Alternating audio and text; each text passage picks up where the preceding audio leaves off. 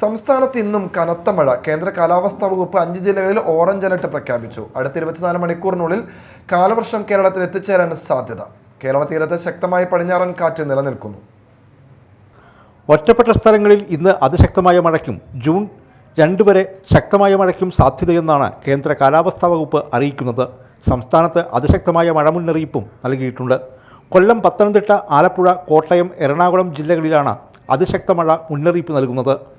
തിരുവനന്തപുരം, ഇടുക്കി, തൃശൂർ എന്നിവിടങ്ങളിൽ ശക്തമായ മഴ മുന്നറിയിപ്പും നിലനിൽക്കുന്നുണ്ട്. സംസ്ഥാനത്ത് മധ്യ തെക്കൻ മേഖലകളിൽ മഴ ശക്തി പ്രാപിക്കുമെന്നാണ് കാലാവസ്ഥാ വകുപ്പിൻ്റെ മുന്നറിയിപ്പ്.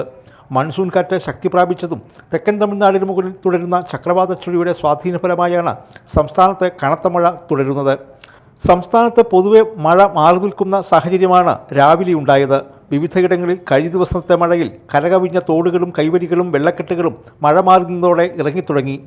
ഇന്ന് പെയ്ത മഴയിൽ എവിടെയും മഴയുമായി ബന്ധപ്പെട്ട് കാര്യമായ അനിഷ്ട സംഭവങ്ങൾ ഉണ്ടായിട്ടില്ല. കനത്ത മഴയ്ക്കൊപ്പം മണിക്കൂറിൽ 40 കിലോമീറ്റർ വേഗത്തിൽ വീശുന്ന കാറ്റിനും ഇടിമിന്നലിനും ഇന്ന് സാധ്യത കൽപ്പിക്കുന്നുണ്ട്. ഉയർന്ന തിരമാല ജാഗ്രതാ നിർദ്ദേശവും കടലാക്രമണ സാധ്യതയും നിലനിൽക്കുന്ന സാഹചര്യത്തിൽ തെക്കൻ കേരള തീരം, ലക്ഷദ്വീപ് തീരം എന്നിവിടങ്ങളിൽ മത്സ്യബന്ധനത്തിന് ഏർപ്പെടുത്തിയ വിലക്ക് തുടരുകയാണ്.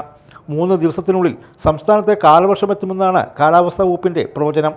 കാലവർഷം കൂടിയെത്തിയാൽ സംസ്ഥാനത്ത് മഴയ്ക്ക് ശമനമുണ്ടാകില്ല. News desk, media time.